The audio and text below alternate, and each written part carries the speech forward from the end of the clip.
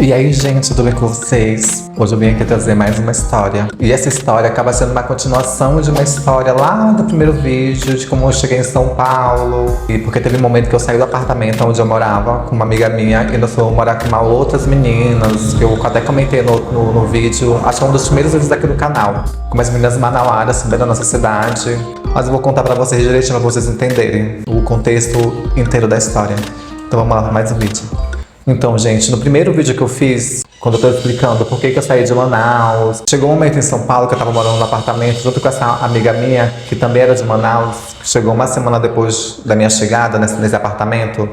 A gente morava ali na Martins Fontes, bem no início da Augusta, no centro de São Paulo, do lado do Hotel Jaraguá, daquele restaurante Estadão, que é super conhecido ali em São Paulo, então eu morava ali do ladinho. Depois que eu saí desse apartamento, nós fomos morar com as meninas de Manaus, com as manauaras, que elas moravam com a Elba. Então eu fui morar com a Elba nesse tempo lá na Freguesia do Ó não, na Lapa de Baixo, que é um bairro em São Paulo mesmo. Mas nessa casa a gente passou uma semana. Em seguida fomos morar num apartamento no Cambuci. É um bairro do lado do centro, só que não tão próximo. Então a gente tinha que pegar o táxi, né, que a gente pegava táxi. Eu lembro que era até o Cláudio que fazia a corrida pra gente. Pra gente não, pelo menos era o que fazia a corrida pra mim, né? Que ele sempre ia lá no apartamento me buscar e me levava no centro. Então era ele que fazia o corre pra mim todo dia.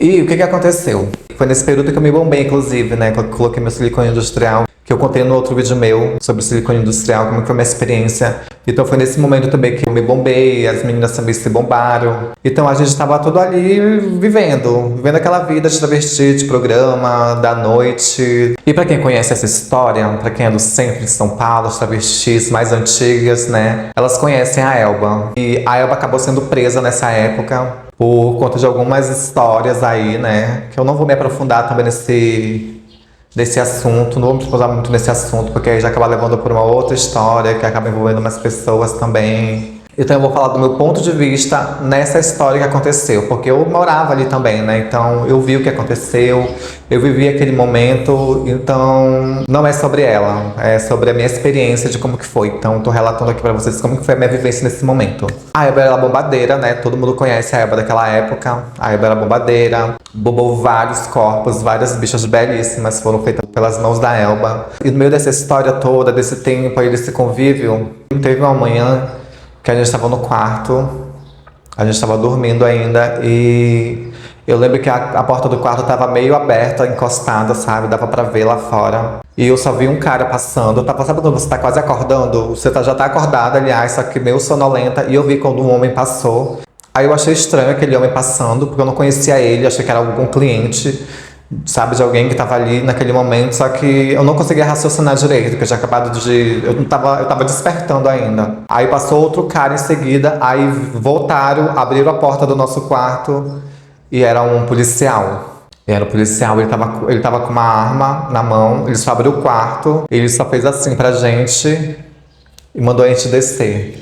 Mandou a gente sair da cama, né? Todo mundo. Aí a gente teve que se agachar, tava todo mundo só de calcinha, tipo, mas que estavam dormindo pelada. Aí a gente se agachou no quarto, né?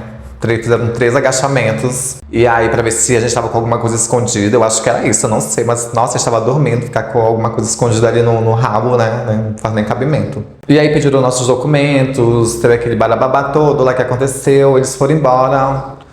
Vida seguiu normal. Dias se passaram. Aconteceu a mesma coisa. A gente foi acordada novamente pela polícia, pediram nosso documento de novo. Só que dessa vez levaram a Elba e ela não voltou mais. A gente continuou morando no apartamento, mas a gente sabia que a gente ia ter que sair, né? Porque tava sem nenhum responsável. E aí a Samara, que é uma travesti que eu conheci, nessa época a gente morava juntas, a Samara ela é falecida hoje em dia. A gente ferveu horrores em São Paulo, a gente foi pra várias baladas em São Paulo. A Samara era uma pessoa assim pra se divertir, ela era uma pessoa maravilhosa, sabe? Só que tiveram os nossos desentendimentos também. Mas eu vou falar isso um pouquinho mais lá pra frente. Deixa eu botar a história aqui, senão eu acabo me perdendo. Aí a Samara foi e arrumou o dinheiro pra poder pegar o apartamento pra ficar no nome dela, né? Então ela conseguiu um dinheiro, ela saiu, ela trabalhava no Jockey. Eu lembro que ela passou mais 2 noites fora. E ela saiu com uma maricona colocada. E a maricona deu um aquebem pra ela, que dava pra ela pagar o calção do apartamento. Aí foi o que ela fez. Ela pegou o apartamento pra ela, né, pra ficar no nome dela, pra ficar tudo ok pra gente continuar morando lá. Só que nisso, muitas meninas foram embora. Aí a única que ficou morando com ela fui eu. A gente foi atrás de uns apartamentos antes, só que a gente não encontrou. E como a gente já estava morando ali mesmo, ela entrou nessa negociação, ela conseguiu pegar o apartamento para ela. Só que depois de um tempo, já estava se desgastando também, sabe? Eu já não estava gostando de conviver muito lá, porque era muita colocação, era muita colocação. E eu já não estava, sabe, nessa vibe.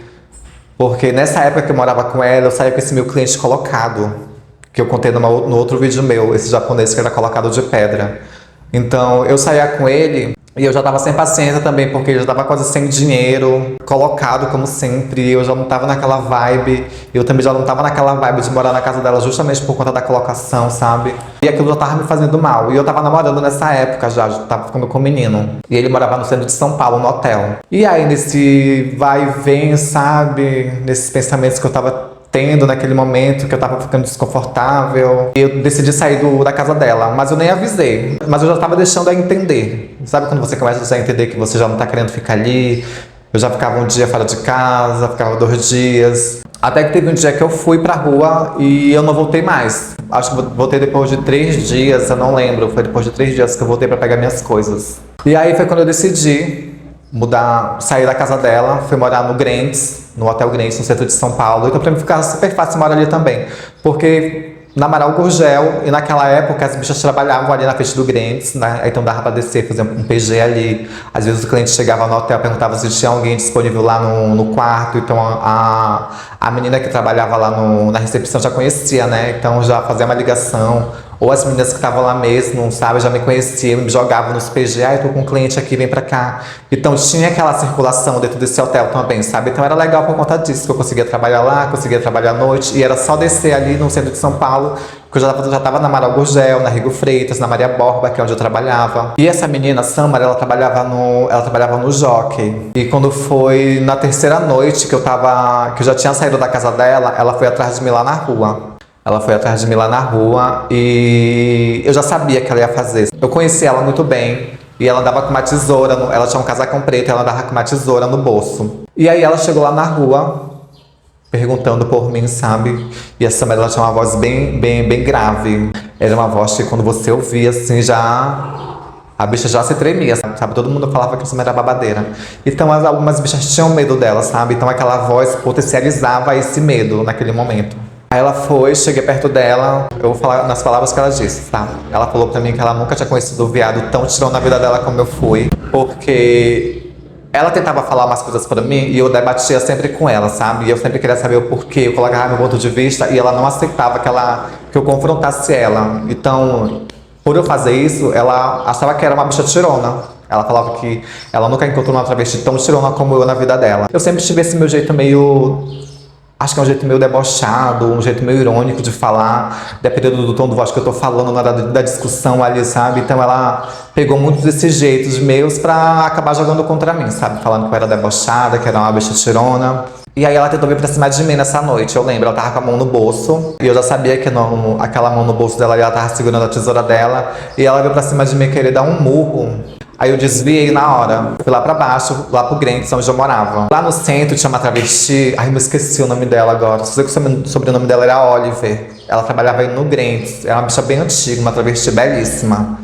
Autona, sabe, peitão, cuzão, ficava ali conhecidíssima e respeitadíssima ali no centro de São Paulo também. E aí eu já cheguei direto com ela, né, pra falar o que tava acontecendo, ela já me conhecia. Eu acabei conhecendo algumas, porque algumas faziam muito enjoada, sabe? As que trabalhavam no Grentes, as estrelas do centro de São Paulo, então elas faziam muito carão. Então era pouca ideias com elas, tá? Que elas faziam uma bonita mesmo. Elas cobravam mais caro, e tem essa rivalidade também da mais bonita, da que não tem peito. Na rua é tudo uma competição, as bichas xoxam da outra. É muita tiração, é muita tiração, é muita tiração. Só vivendo mesmo essa vida na noite, sabe? Se bem que São Paulo não tá mais como antes, né? Quando eu morava no centro de São Paulo, em 2010, lá nessa época que eu cheguei, era assim de travesti, eram umas travestis belíssimas que ficavam lá, sabe? Que eu ficava assim passada e admirada com a beleza delas. Muito lindas, de salto. Aí quando era muito frio, quando chegava o inverno, sabe? O friozinho, elas já vinham mais produzidas, com o cabelo intacto, sabe? Eu achava elas belíssimas. Hoje não, eu chegava lá no centro de São Paulo depois de um tempo, umas bichas de rasteirinha, de bota, pronta pra agir, ó, correndo. Só querem beijar e sair louca. Mas voltando ao assunto que eu acabo me perdendo, eu desci da rua, né? E eu fui lá com essa travesti. Falei com ela o que estava acontecendo, falei que a Samara estava querendo entrar na minha onda. Aí a Samara veio, ela falou que eu era tirona, que não sei o quê. Aí ela falou bem assim pra essa travesti, eu só não vou fazer nada com ela porque eu respeito muito você. Aí começou aquela babação de ovo pra cima da travesti, falando que, sabe? Ai, essas bichas dubla babado, ó. Dubla babada essa travesti. Só sei que ela falou bem, mas antes disso, né? Antes dela também tomar frente ali do que estava acontecendo, eu falei pra ela que tava com o enredo todo, ela olhou pra mim e falou bem assim: e o que você vai dar pra mim de regalo? Que regalo é um presentinho que elas falam, né? Que elas pedem, porque ninguém vai fazer favor de graça ali no centro de São Paulo ainda, né? Aí ela falou pra mim, o que eu ia dar pra ela de regalo? Aí eu falei pra ela, o que você quer? Aí ela falou, eu quero X. Eu falei, demorou. Na hora. Aí ela já foi lá, já abafou o caso. E aí amenizou. Aí ela queria o dinheiro. Ah, tá. E ela tava nervosa também, porque eu tinha que pagar o aluguel, né? E eu tinha que pagar um aquezinho que eu tava devendo ainda pra ela, que ao todo dava 730, se eu não me engano.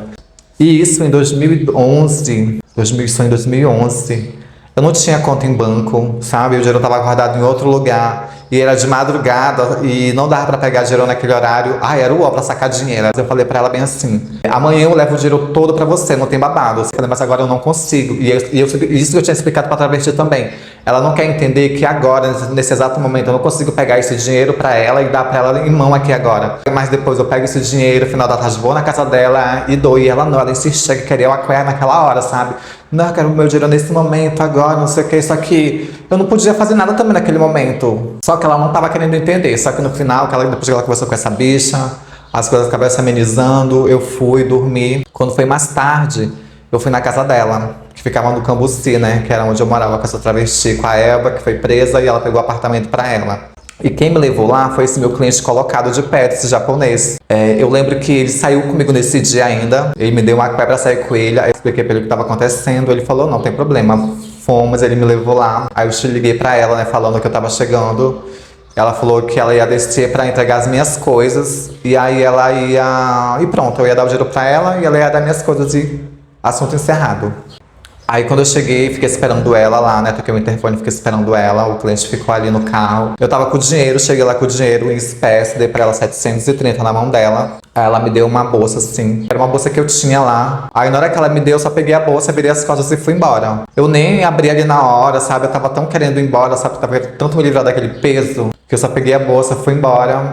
Aí quando foi um pouco mais pra frente, assim, eu peguei a bolsa. Aí o cara parou. Eu falei, vamos ver o que tem nessa bolsa? Na hora que eu abri assim a minha bolsa, pensei que tinha minhas roupas, meus produtos. Que quem vendia os produtos pra mim naquela época também era a tia Laura. E aí eu comprava muitos produtos com ela, tinha produtos que estavam na caixa, ainda que eu nunca tinha usado, creme, shampoo, hidratante corporal, sabe? Que eu tinha bastante. Eu tinha caixa de sabonete que eu gostava de comprar e deixar guardado ali. Ela só colocou caixas vazias na minha bolsa, colocou uns panos de chão, sabe? Colocou só lixo lá naquela coisa que ela falava que seria as minhas roupas.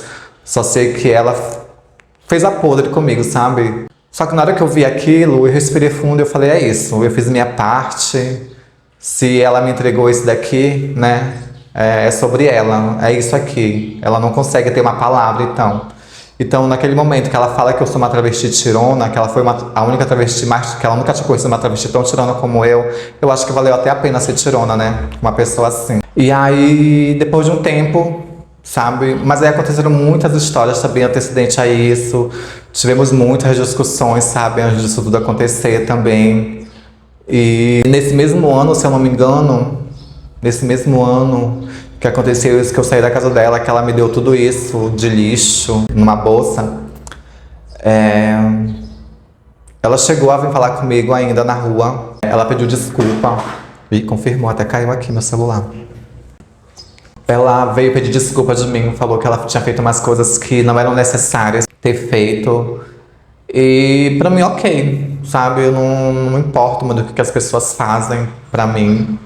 Se a pessoa fez algo pra mim e, tipo, não me atingiu de uma certa forma, sabe? Que atrapalhasse a minha vida ou que me machucasse de certa forma, eu nem me importo, sabe? O importante é que ela tava desabafando naquele momento e em seguida ela me convidou pra passar o final de ano na casa dela. Eu fui passar o final de ano na casa dela, inclusive foi o último Réveillon que eu passei em São Paulo Foi em 2012, eu acho. Foi em 2012 na casa dela, antes de me mudar pra Campinas. Não, não foi nem o Réveillon, foi no Natal.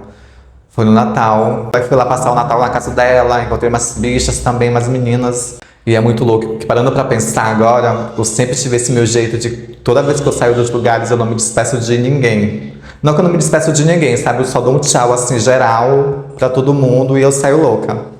E eu lembro que eu falei pra ela bem assim nessa noite, eu falei bem assim, eu já tô indo embora. Ela falou bem assim, você não vai se despedir nem das meninas? Eu olhei pra ela e falei assim, eu falei, não, já vou embora, porque já chamei o táxi, já tá aí. E eu sempre fui esse tipo de pessoa, sabe? De que chamei o Uber, hoje é o dia Uber, né? Eu chamo o Uber e já saio louca. Então, parando pra pensar, agora eu sempre tive esse meu jeito, sabe? Em seguida, eu me mudei pra Campinas. Ela foi... Eu não sei o que aconteceu com ela. Em seguida, ela continuou no apartamento.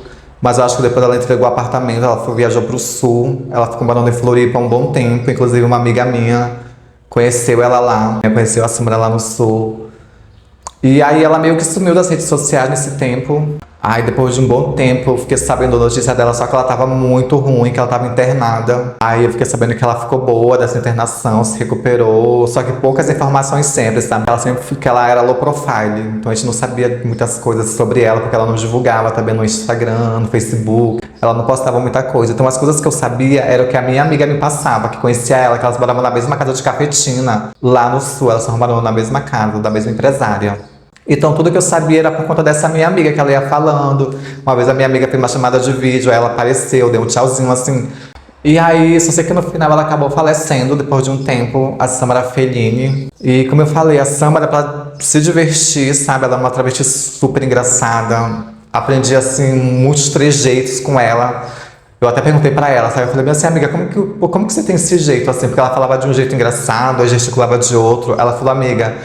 Nesses meus anos todos, dessa minha vida de rua, eu conheci muitas travestis. Então eu fui pegando o jeitinho dessa, fui pegando o jeitinho daquela, fui pegando um pouquinho daquela e se transformou na Samara, sabe? Ela era muito engraçada.